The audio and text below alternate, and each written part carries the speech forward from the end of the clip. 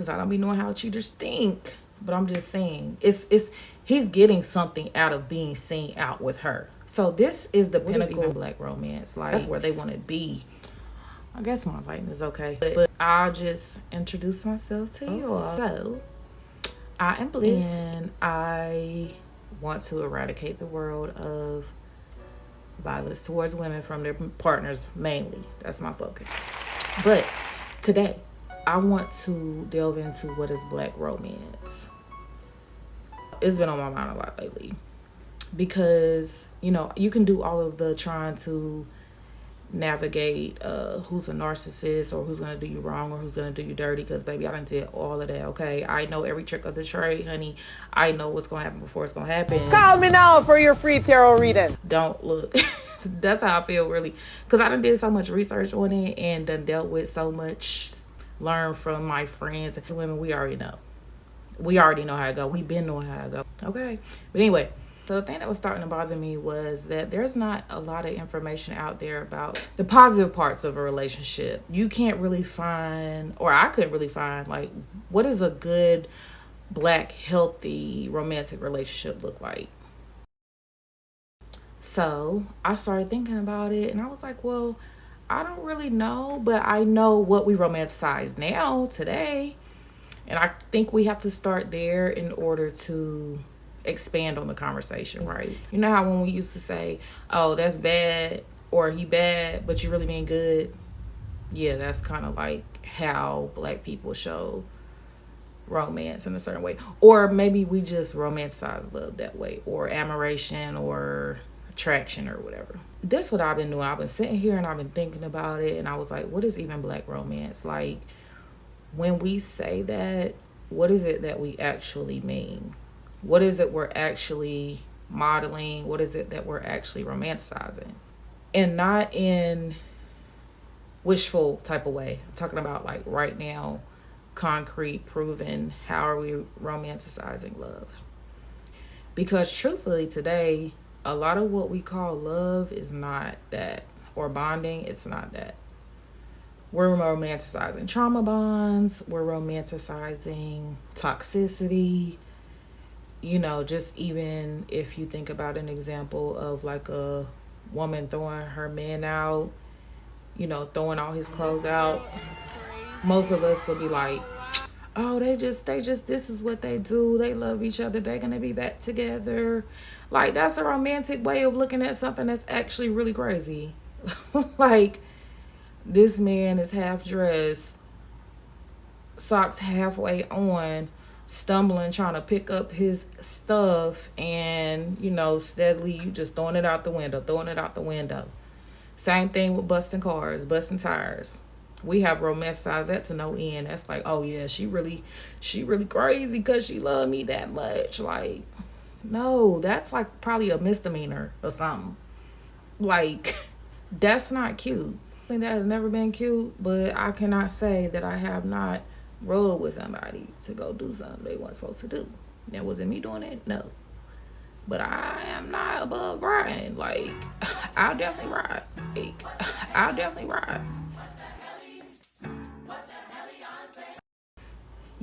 Yeah. But anyway, all of that is like rooted in survival, not freedom. To me, that is not love. To me, that is not romance. To me, love is free. To me, love is peaceful. To me, romance is peaceful and it makes you happy. It doesn't like make you feel like you don't have nowhere to go. Like you might get hit by a car because like you roam around the street at 4 a.m. because you are so sleepy that you about to fall out because you ain't ate probably since 12, because obviously if you don't got no place to stay, obviously that means you don't have no money for no food, so you hella hungry, you hella sleepy, about to get hit by a car. And y'all want to say that that's love? No, sir. No, ma'am. All right, so let me explain. I'm going on a tangent. There is this quiet legacy in our relationships that nobody really talks about. It's this knowing of each other, but also this distance of each other at the same time, especially when we're talking about women to men. There's just this inherent distance, this inherent fear of connection. And when I really start to really think about it, it really stems from slavery. There are so many slavery mindsets that are still like prevalent today that we don't even realize. And I think once people start like making these connections, hopefully they can make better decisions. But I don't know. This is just my thoughts. This is just what I've been thinking about. And there are scholars that back up a lot of the things that I think too when I really started like researching and, looking more into this. We as Black people, especially towards each other, we do a lot of emotional hiding. We are not forthcoming with how we feel or any emotion other than like anger or happiness. As the Black collective, those are the only two emotions that we're allowed to show. And nobody really knows where that comes from. You just grow up and somehow you only know how to turn up and you know how to chill. That's it. Like, ain't right or wrong. Unless you going out, whatever, drinking or something. Obviously, that's going to alter your mood, but we're not talking about that right now. That's a whole nother topic. But we don't really have the words for sadness, grief, for excitement, for elation, for indifference. Like, as a Black collective, when we are growing up, we don't even have those range of emotions. Like, you're not finna be sad in no Black parent house, because what are you sad for? You ain't going through nothing. Everything's being paid for you. You ain't got no problems. I know you ain't sad.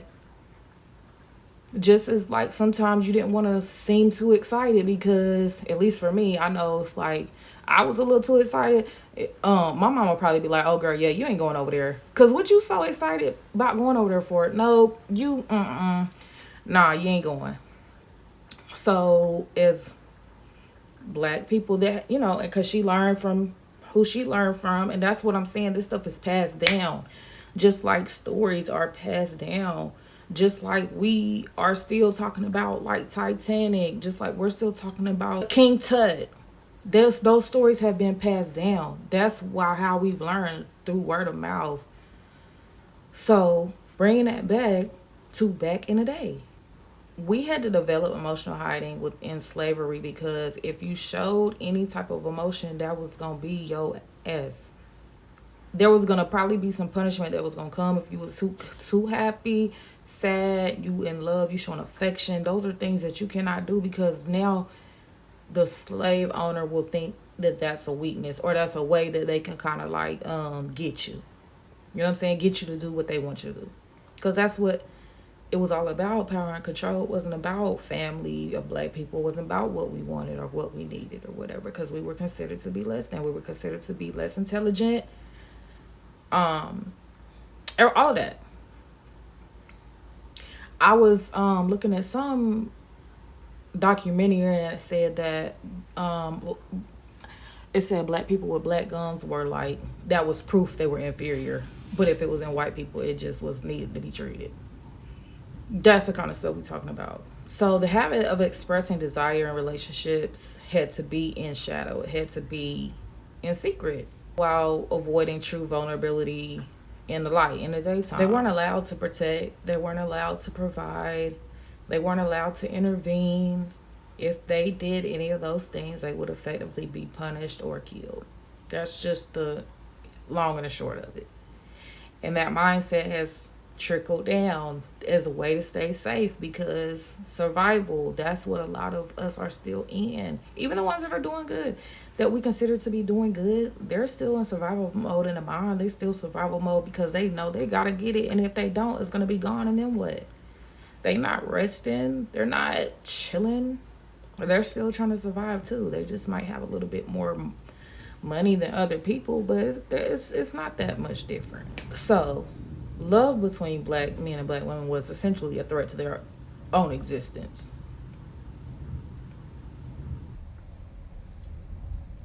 What in the heck is that? I'm trying to figure that out.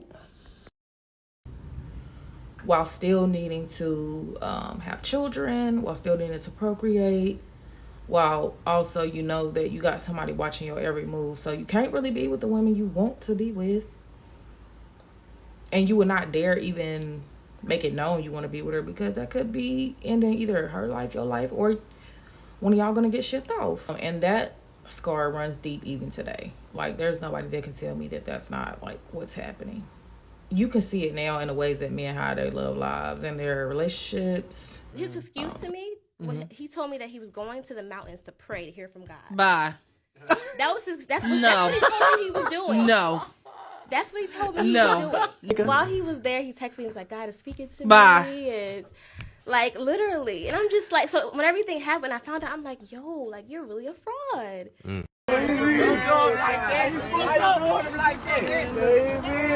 Oh, get on the list.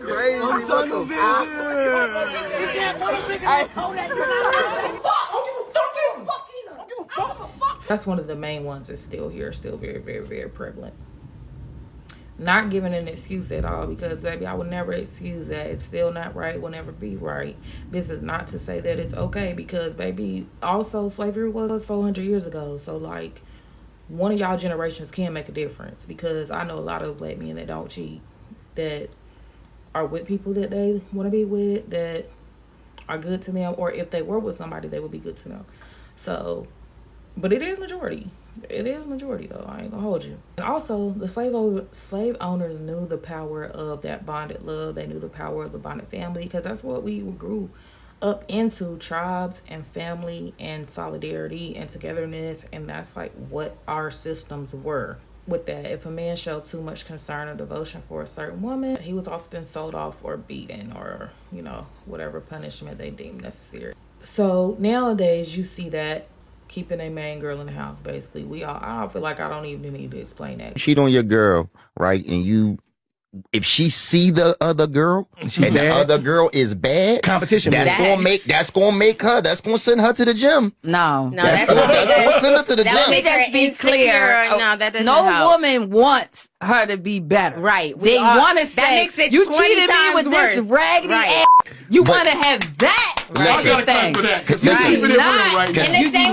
The same with men, I'm sure. Let me keep it real with you, though. I don't know if we want the men to look better than us. Let me keep it real, though. They don't want the men to have more money than If I cheat on you with an ugly chick, you'll leave me. If I cheat on you with a chick that's better than you, you're not leaving. I don't agree. You're not leaving. I don't agree. I think if you cheat on me with a woman that looks better than me, women are already, the insecurity would just be. No, you're not gonna want me now, because now I'm just like you're gonna feel like you lost. Yeah, you feel like your value. If I cheat on you with a chick that's beneath you, and you gonna be like, a dude out here cheating with the women he don't really like, but the woman that he does like, she can't be seen. She got to be in the house. She needs to be covered at all times, and not talking about God covered, talking about just covered by the shelter of the house, by the roof. That's what I mean. Same mentality. And I hate to say that black men in some way have taken over a slave owner mentality, but they have. Again, they got most of the physical punishments. And that carries down the genetic line with you. They were going to be the ones that were most likely going to be killed, lynched. You don't see a lot of black women being lynched. You don't see a lot of black women being beaten to the point where they die. You don't really see that happening to the same level. Because obviously the slave owner thinks that you have to get the man to submit, because the woman's going to follow the man. And if the man submits, then the tail will follow. So it's also not just about going out and cheating and gallivanting and whatever. It's not all about that. It's also about where the man lays his affections. So this home, or this, what could we say? His inner secrets, they need somewhere to go sometimes. So he ain't going to be open, vulnerable. He's not going to give her everything of himself. No, he's going to give her bits and pieces, because that's maybe what he can handle or what he feels comfortable with or whatever. And he's very traumatized too, right? Because it's a generational stuff. So he can't be open with her, but she tries and she tries. But essentially, that's the only place he's laying any kind of affection.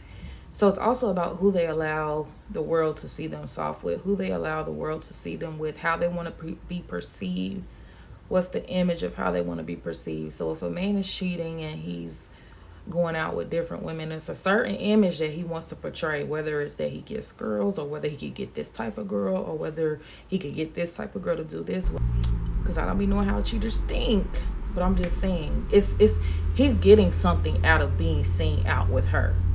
I'm not gonna say it like that because y'all gonna get mad. Versus being seen with the one that he claims to really love or where he's laying his affections down. So this is the pinnacle of plantation logic, right? Black male adapted plantation logic, however you want to put it. Because back then, black men obviously had no power over who they could claim, who they could show affection to. In fact, they were punished out of doing it. They were not allowed to form units. They were not allowed to form families. They were not allowed really even language, really, especially upon like separation and things like that. They were not provided the ability to even raise their children at all. So just imagine how deep that has to run. As soon as we come over to the U.S., we are so fractured to the point where 400 plus years later, we're still in the same mindset. Even though, yes, slavery is still a thing in prisons and maybe in other countries, I don't know. But we are not like slaves in a sense that we're being made to do it, for lack of a better term. So this guy, he is going out, you know, whatever, with different women. He still has needs, right? So the intimacy doesn't stop, but he can't give it to this main woman right here because essentially, again, that's the same thing. The mindset is that this main person that I care about or that I want to be with, I cannot show her any affection. I cannot show her who I am. I cannot really be vulnerable with her. Yes, I could give her bits and pieces because obviously in slavery, the women are getting bits and pieces from what they're seeing or where a man just has a breakdown. So yeah, you could get little pieces here and there, but you're not really truly getting him. And the other women aren't getting him either, but they're getting a different version of him. They're getting the version that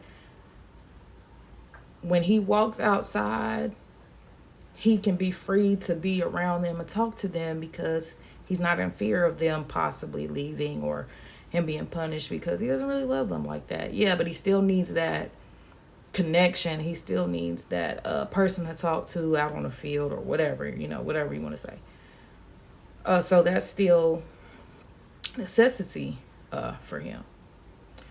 So what we ended up forming was an under the network surface level of black love and black romance.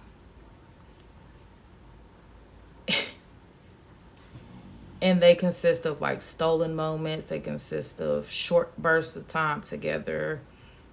Just like, you know, you might have a guy that you see him every few days or sometimes he's around, sometimes he's not. That's the type of things that we're romanticizing. And we'll look at that and say, well, like, hey, well, he is like in my house 5 days a week. And it's like, girl, that's your man. He's supposed to be there 7 days a week, unless he got an apartment. But that's a whole different story. And then he could just communicate with you and tell you, like, oh, I'm not coming over today or whatever. Also, you know, passing touches, quick glances. And I think this is a lot of the reason why a lot of black men get off on dealing with family members. That stuff is kind of ingrained too. Part of it is just misogyny. The other part of it is this slavery piece. And this other part is this trauma generationally that a lot of black men have where they feel their only value is within being with women or being with multiple women or being with, you know, a main girl and having other girls on the side or whatever. That man that's dealing with multiple females, that's not a man, that's a little boy. He's unstable. He hasn't found himself yet. He doesn't love himself yet. He's okay with talking and being with multiple females. So this is survival love. We can't even get to romance or none of that because we got to figure out all of this. Like the fact that a lot of dudes won't even like to hold your hand like that. Like, we ain't even there. Men fumble the women that ask for things that cost nothing, like time, attention, affection, honesty, communication. Like, that may seem like it's too much to ask, but in a world full of begging females today, if you have that type of female that's asking for things that money cannot buy, and you fumble her, you will regret. A lot of black romance was born in resistance, not in choice. So to me, that makes me think of sneaking into a partner's cabin. I've heard so many stories of black women say, oh, some of they dudes get up in the middle of the night and be gone. Don't tell them nothing. Or make up a story to go to a store. And they be gone for how long? Maybe the whole night or whatever. I don't know. But I've heard that story so many times over and over and over. So there you go. These are the resistant forms of love. So I'm not coining no terms. All I'm saying is that this is what's romanticized. Him being with you for short amounts of time. On one hand, to the main woman, he's leaving her, right? But on this side, she was romanticized because she's like, oh, well, he comes to see me at night. Like, he can't be having nothing serious because, like, you know, if he did, he wouldn't be in my house. When it's like, oh, that is just charming. It ain't even got nothing to do with neither one of them girls. It's like the black male internalized trauma. It's deep. And then also she goes on to say protecting a child not legally yours. That's another big conversation in the black experience of why do men leave their families to go take care of other families. There you go. This is the form of black romance born in resistance. And we're still doing that to this day. Black men are extremely resistant to, I'm not gonna say it like that because y'all gonna get mad. A lot of black men are very resistant to full love, and that is romanticized, especially within black men, especially within them. Like, they are just, that's where they want to be. They want to be in that space of not having to be vulnerable, affectionate, none of that. Like, they're totally fine there because, you know, when you're traumatized, you're totally fine with keeping yourself safe and continuing to live in fear. And, like, that's what they be doing. And which is so crazy because men will often talk about being protectors and providers. And, you know, if a robber come in, I got to go downstairs and I got to... Okay, you could have a pew-pew for that. But holding hands outside in public, that's where you draw the line. Okay. But it's fear. It's fear of that whip. It is. I really feel like that. It's fear of the genetic whip.